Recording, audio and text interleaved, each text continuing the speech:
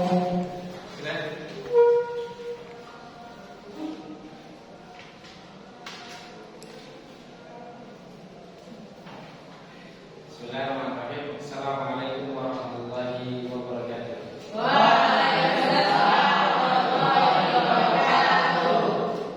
Alhamdulillahirabbil alamin wassalatu wassalamu ala Rasulillah wa ala alihi wa ashabihi wa man tabi'ahum bi ihsanin ila yaumiddin.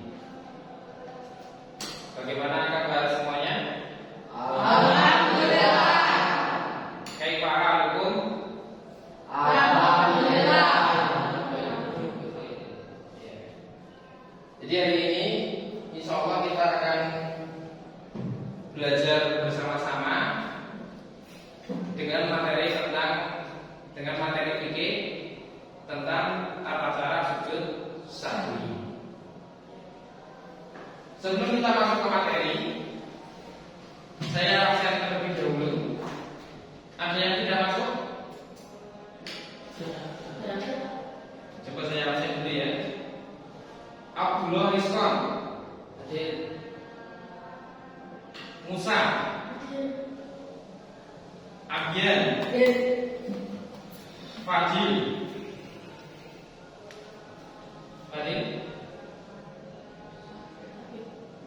sudah ada ya? Fahmi, Hafiz, Lukman, Naufal, Niko, sakit ya? Ugi, Rayhan, Raga, Umar, Vincent. Tadi yang sudah hadir juga. Nah, sebelum kita masuk ke materi, saya ingin bertanya kepada antum semuanya. Silakan jawab dengan kompak. Pernah nggak antum lupa di dalam sholat? Pasti semuanya pernah lupa di dalam sholat. Karena kita sebagai manusia biasa itu ya pasti pernah lupa.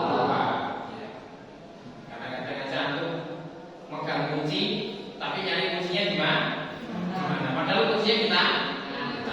Itu menunjukkan manusia punya sifat lupa.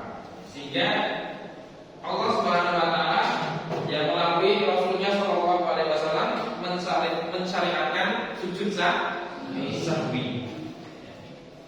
Sujud sahwi.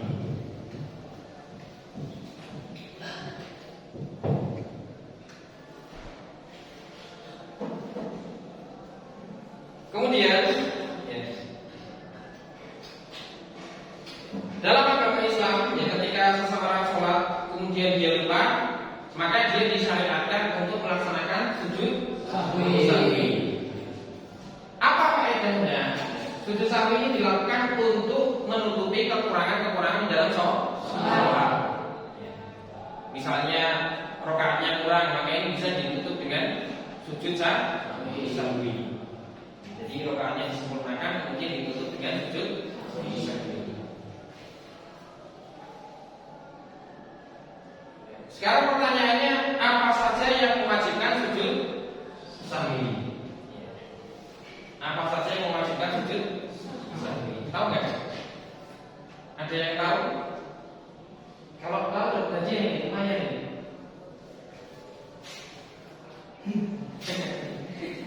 Pinjam bisa jawab apa? Kapan seorang diwajibkan sujud sahwi? Ketika orang salah saat dalam salatnya. Salah apa itu? Salah kayak kelebihan rakaat. Masya Allah, 100 untuk pinjam ya, kelebihan rakaat. Ini salah satu komponen yang mewajibkan sujud sahwi. Diterima pinjam. Sama-sama. Nah sekarang kita coba tulis apa saja yang mewajibkan sujud sahwi. Yang pertama yaitu ketika kelebihan. Ketika lupa kemudian kelebihan. Misalnya sujud, rukuk, dan lain. Masih banyak ya.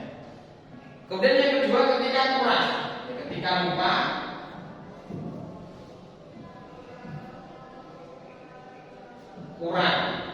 kurangnya ini sama dengan ini ya, kurang rakaat, sujud ataupun rukuk dan lain.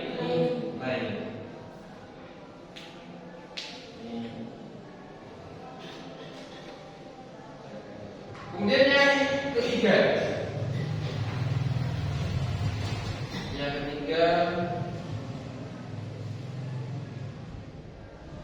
ketika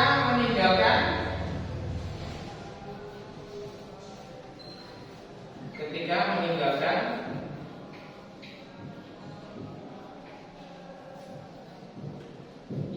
wajib sholat. Ini juga wajib sujud sahwi. Contohnya adalah tasyahud awal, ini wajib sholat.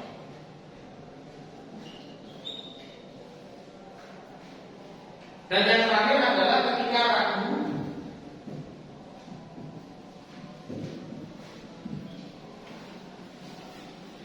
dalam rakaat dan lain. Sampai di sini ada pertanyaan terkait hal-hal yang mewajibkan sujud sahwi. Coba kita bareng-bareng. Yang pertama ketika kelebihan, lupa kelebihan. Yang kedua ketika lupaku. Yang ketiga ketika meninggalkan wajib sholat. Yang keempat ketika ragu dalam rakaat dan lain. Sampai di sini jelas ya, insya Allah ya.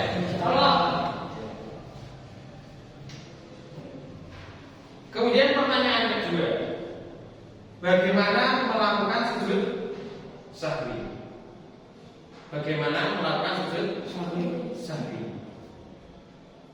Sujud sahwi bisa dilakukan dengan dua cara. Yang pertama sebelum salam. Yang kedua sesudah salam. Walaupun sesudah salam itu setelah sujud sahwi tetap harus salam. Kapan sebelum salam dan kapan sesudah salam? Sebelum salam itu dilakukan ketika ingat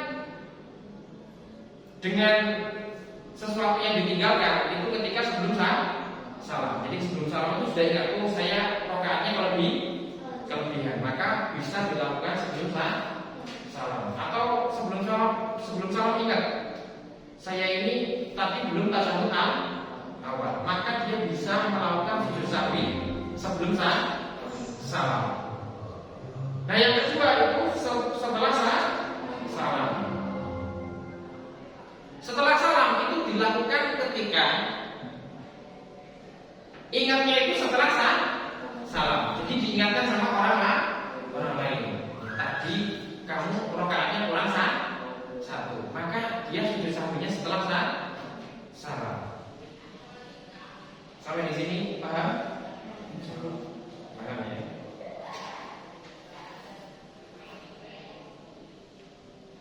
Nah, yang terakhir sekarang.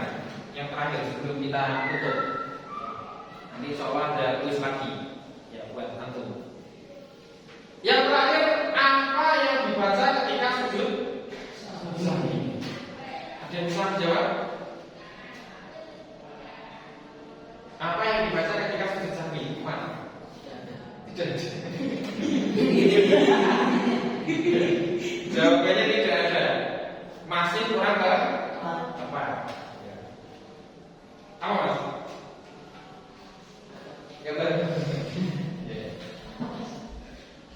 Setengah jamnya nih. Roti gepeng. Rasa coklat. Luar biasa.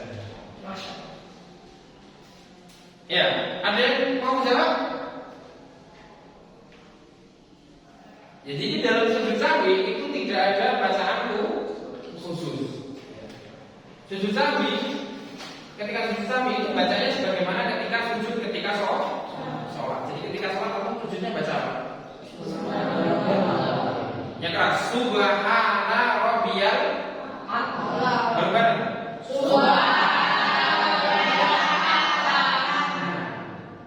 Itu yang dibaca ketika sujud sahwi. Nanti jadi sujudnya itu sujud, kemudian duduk iftirasi seperti sholat. Ketika duduk iftirasi apa yang dibaca? Tidak. Gimana biasanya? Gimana? Dijawab. Apa yang dibaca? Masya Allah, berdaya 100 ya. Rabbi firli warhamni wajburni warfa'ni warzuqni warjini wa doa. Jadi itu yang dibaca ketika sujud sahwi. Ada pertanyaan? Enggak ada? Aku kurang tanya ada pertanyaan. Silakan. Berikan satu pertanyaan. Saya kasih hadiah. Mungkin nanti saya yang pertanyaan saya kasih hadiah yang lumayan. Punya sama.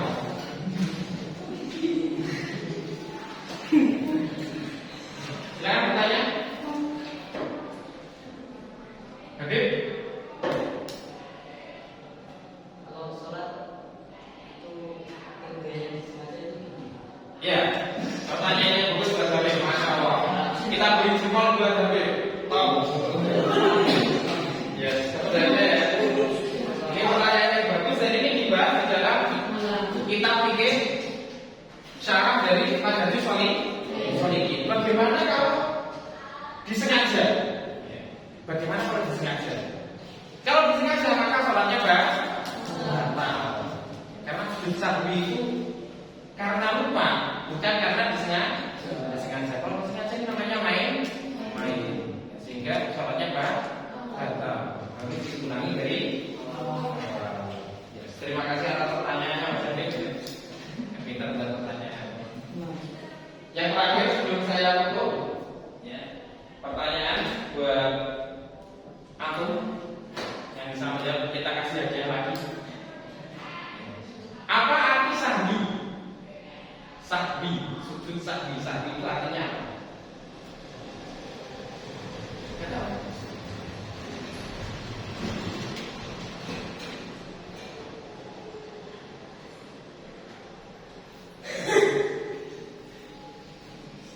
Salah nggak apa-apa, yang penting dijawab. Silakan. Sahwi artinya apa? Bukan sahwi ya? Bukan. Rangga, apa Rangga? Suruh nggak tahu? Apa Mas? Boleh jawab lagi? Aku nggak tahu. Silakan. Pengesahan. Masih salah. Yang lainnya? Penyempurnaan. Masih salah. Untuk kesalahan. Masih salah. Jadi sahwi itu artinya adalah lupa atau lalai. Tadi saya sebutkan. Sahwi artinya lupa atau lalai. Demikian pelajaran kita pada sore hari ini. Insya Allah nanti di waktu yang akan datang kita akan praktek sujud sahwi. Siap semuanya? Siap. Terima kasih atas perhatiannya. Kita tutup dengan doa kafaratul majelis. Coba.